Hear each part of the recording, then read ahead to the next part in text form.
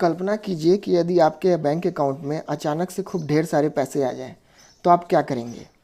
कुछ ऐसी ही स्थिति को दर्शाता हुआ यह तस्वीर आपकी स्क्रीन पर दिखाई दे रहा है, जिसमें आप देख रहे हैं कि एक हेलीकॉप्टर आसमान से खूब ढेर सारे पैसे गिरा रहा है। नमस्कार दोस्तों, मैं अंकुर आप सभी का स्वागत करता हूं अपने YouTube चैनल एस्पायर एजुकेशन में। आज हम लोग इसी विषय पर बात करेंगे कि आखिर इस तस्वीर में क्या दिखाई दे रहा है। आसमान से गिरते हुए हेलीकॉप्टर से जो पैसा गिराया जा रहा है, ये क्या बता रहा है। तो इसे हम लोग एक सिंपल भाषा में हेलीकॉप्टर मनी कहते हैं। और ये हेलीकॉप्टर मनी क्या है, इसी चीज़ को आज हम लोग इस वीडियो में जानने का प्रयास करेंगे। तो सबसे पहले आपको बताना चाहूँगा कि ये जो हेलीकॉप्टर मनी शब्द है, इस शब्द को एक अर्थशास्त्री थे जिनका नाम था मिल्टन फ्रीडमैन, उन्होंने दिया था। और इसका मतलब अगर आपको बताया जाए तो ये होता है कि रिजर्व बैंक बहुत सारे रुपयों को प्रिंट करता है और सीधे सरकार को दे देता है। समझ रहे हैं आप। यानी आरबीआई जो है, रिजर्व बैंक जो है, यानी सेंट्रल बैंक जो कंट्री का होता है, वो बहुत सारे रुपए को छापता है और उस रुपए को सीधे सरकार को दे देता है। और फिर सरकार क्या करती है, उस पैसे को जो पब्लिक है, आम पब्लिक है, उस पब्लिक के अकाउंट में वो डायरेक्ट भेज देती है। और इस स्थिति में हर पब्लिक के पास जो है कुछ ना कुछ पैसे आ जाते हैं और इस पैसे से फिर हम लोग जो चाहें वो कर सकते हैं। और इस पैसे में सबसे बड़ी क्वालिटी ये है कि इस पैसे को ना पब्लिक को, सरकार को वापस करना होता है और ना ही सरकार को आरबीआई को यानी सेंट्रल बैंक को वापस करना होगा। तो इसमें आप समझ रहे हैं कि नहीं, यानी आपको भी पैसे मुफ्त में मिले हैं और सरकार को भी पैसे मुफ्त में मिले हैं। तो कोई किसी को पैसा वापस नहीं करेगा, जिसको मिल गया पैसा उसका हो गया। तो इस शब्द को हेलीकॉप्टर मनी कहा जाता है, यानी इस कॉन्सेप्ट को हेलीकॉप्टर मनी कहते हैं। और ये हेलीकॉप्टर मनी अभी हाल ही में न्यूज़ में बहुत ज़्यादा सुनने को मिला है, इसीलिए मैं इस पर एक वीडियो बना रहा हूँ ताकि आप लोग को इसके बारे में जानकारी मिले। इस शब्द को मिल्टन फ्रीडमैन ने लाया था, मैंने बताया आपको। और यह जो हेलीकॉप्टर मनी है, इसका अभी जो आप सुन रहे हैं कि इस न्यूज़ में ज़्यादा क्यों सुनने को मिल रहा है, तो तेलंगाना के मुख्यमंत्री के चंद्रशेखर राव हैं, उन्होंने एक बयान दिया जिसमें उन्होंने ये आरबीआई से कहा कि आरबीआई हेलीकॉप्टर मनी के कॉन्सेप्ट को इंडिया में लाए। ऐसा इसलिए उन्होंने कहा क्योंकि अभी आप देख रहे हैं स्थिति हमारे यहाँ जो है लॉकडाउन की चल रही है और लॉकडाउन के समय में अर्थव्यवस्था पर एक निगेटिव इम्पैक्ट पड़ रहा है। लोगों के पास पैसे की कमी हो रही है और इस पैसे की कमी के कारण जो मार्केट में डिमांड कम हो जाएगा। और इस डिमांड को बनाए रखने के लिए जो तेलंगाना के मुख्यमंत्री हैं, उन्होंने ऐसा सुझाव आरबीआई को दिया था। अब अगर हम लोग आगे थोड़ा सा बात करें तो हेलीकॉप्टर मनी जो है मिल्टन फ्रीडमैन में दिया था, ये मैंने आपको बता ही दिया। लेकिन इस शब्द को प्रचलित करने वाले जो सबसे पहले व्यक्ति थे, उनका नाम था बेन बर्नानके। ये जो है अमेरिकी फेडरल रिजर्व बैंक जो है वहाँ का, उसके पूर्व प्रमुख थे, यानी पहले उसके जो है एक तरह से आप प्रेसिडेंट कह सकते हो उनको। उसके पहले प्रेसिडेंट, मतलब पहले प्रेसिडेंट नहीं थे, फॉर्मर प्रेसिडेंट थे। ठीक है, यहाँ पे करेक्ट कीजिएगा कि वो फॉर्मर प्रेसिडेंट थे वहाँ के, जिन्होंने इस शब्द को ज़्यादा प्रचलित कर दिया। अब देखिए, ये हेलीकॉप्टर मनी जो है, ये हेलीकॉप्टर मनी एक अनकन्वेंशनल मॉनेटरी पॉलिसी है।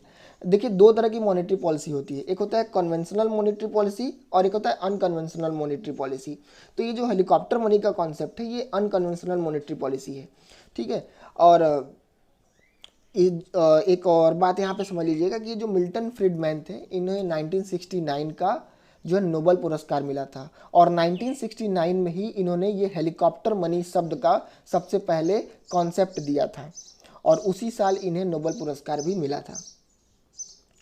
आगे अगर हम लोग बात करें कि हेलीकॉप्टर मनी और इसके साथ साथ एक और टर्म यूज़ किया जाता है जिसको हम लोग क्वांटिटेटिव ईजिंग बोलते हैं।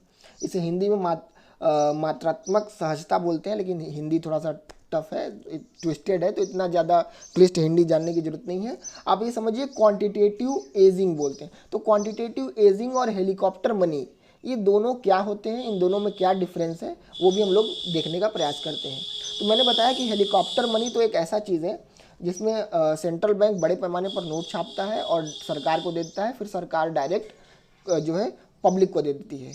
लेकिन क्वांटिटेटिव ईजिंग में क्या होता है कि काम तो कुछ ऐसा ही होता है कि आरबीआई नोट छापेगी और वो नोट सरकार को देगी, लेकिन ऐसे उस स्थिति में जब क्वांटिटेटिव ईजिंग होता है तो सरकार सरकार जो है वो नोट आरबीआई से डायरेक्ट नहीं ले लेती, बल्कि उसे उसके बदले में अपने बॉन्ड्स को आरबीआई के पास देने पड़ते हैं। या हम लोग इसको दूसरी भाषा में इस तरह से कह सकते हैं कि आरबीआई जो सेंट्रल गवर्नमेंट है उनके सरकारी जो गवर्नमेंट बॉन्ड्स हैं उनको परचेज कर लेती है और उसके बदले में सरकार को पैसा दे देती है और फिर सरकार उस पैसे को पब्लिक को देता है।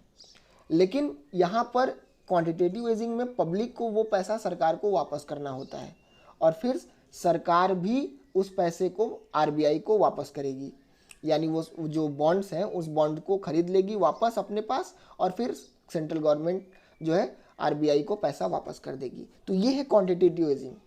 लेकिन हेलीकॉप्टर मनी एक तरह से मुफ्त मनी है, समझ रहे हैं, आसमान से जैसे पैसा मिल जाए उस तरह की मनी है। जबकि क्वांटिटेटिव ईजिंग में क्या होता है कि एक मूल्य चुकाना पड़ता है। ये शॉर्ट टर्म नीड्स को पूरा तो कर सकता है, लेकिन इसमें जो है फ्री मनी नहीं होता है क्वांटिटेटिव ईजिंग में। इसीलिए हम लोग ये कह सकते हैं कि जो क्वांटिटेटिव ईजिंग है ये एक कन्वेंशनल मॉनेटरी टूल है, यानी ये जो आरबीआई का एक टूल है जिसको ये यूज़ करती है अपने शॉर्ट टर्म नीड्स को। जो कंट्री के इकनॉमी में अगर कोई ऐसा कुछ स्थिति आ जाए कि बहुत ज़्यादा मंदी का दौर हो, तो ऐसी स्थिति में क्वांटिटेटिव ईजिंग टूल का प्रयोग आरबीआई कर सकती है। आगे अगर हम लोग देखें इसका इम्पैक्ट क्या पड़ेगा इकोनॉमी पर, तो देखिए इसके इम्पैक्ट किसी भी चीज़ों के दो इम्पैक्ट होते हैं, या तो पॉजिटिव और एक निगेटिव।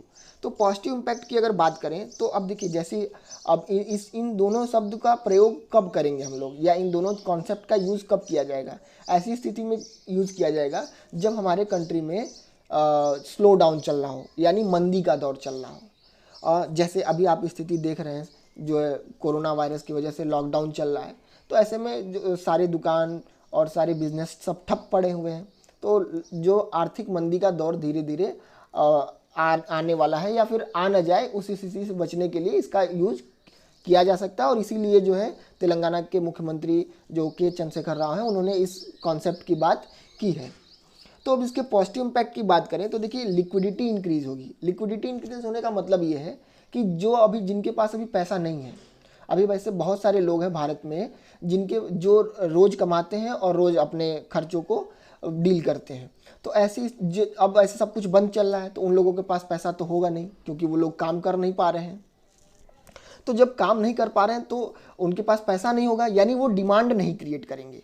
तो वो इस डिमांड को बनाए रखने के लिए लोगों को पैसा चाहिए। तो पैसा चाहिए, इसका मतलब लोगों के पास लिक्विडिटी होनी चाहिए। तो जब लोगों के पास सरकार पैसा डाल देगी उनके बैंक अकाउंट में, तो उनके पास पैसे आ जाएंगे, यानी उनकी लिक्विडिटी बढ़ जाएगी। तो वो लोग फिर डिमांड करने लगेंगे चीज़ों का।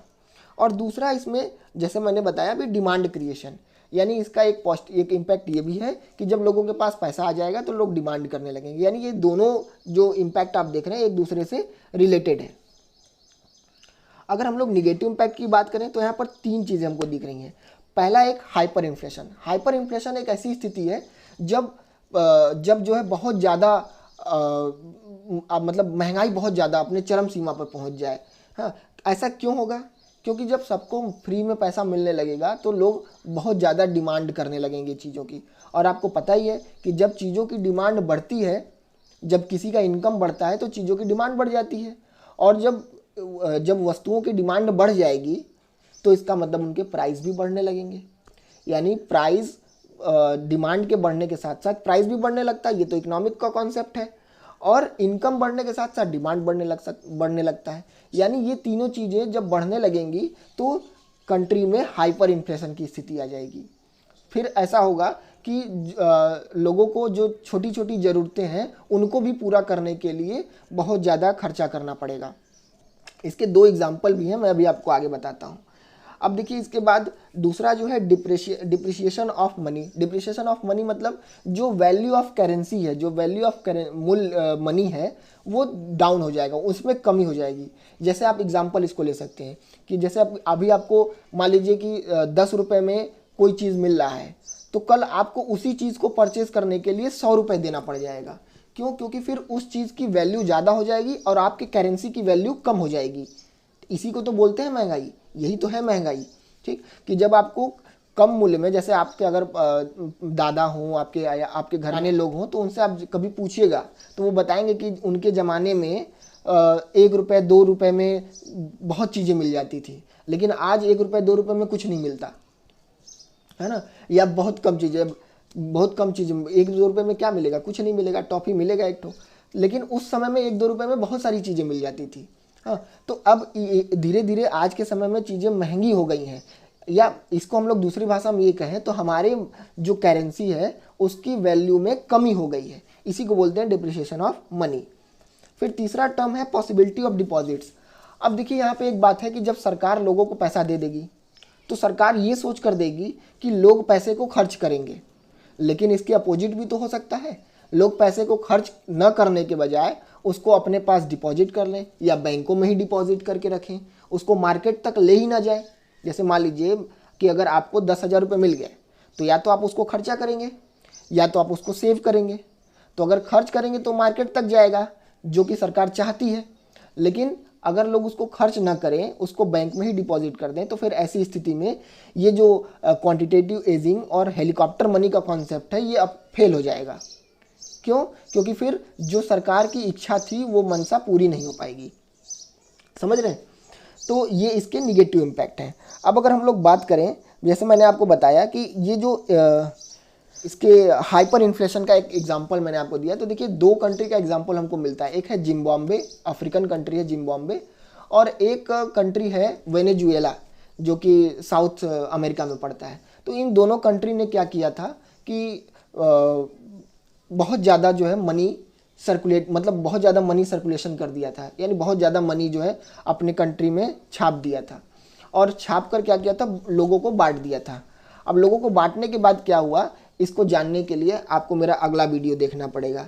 तो अगले वीडियो को देखने के लिए आप चैनल को अभी सब्सक्राइब कर लीजिएगा, और अगर आपको ये वीडियो पसंद आया हो तो लाइक ज़रूर कीजिएगा और ज़्यादा से ज़्यादा लोगों तक शेयर कीजिएगा, क्योंकि ये जो कॉन्सेप्ट मैंने आपको बताया है ये सब तक पहुँचे, सभी लोग इस कॉन्सेप्ट के बारे में जाने। और जैसे मैंने आपको वेनेजुएला और जिम्बाब्वे के बारे में बताया लेकिन पूरी जानकारी नहीं दी है, तो वो जानकारी मैं आपको अगले वीडियो में दूंगा। उसके लिए आपको हमारे चैनल पर बने रहना होगा। तब तक के लिए धन्यवाद।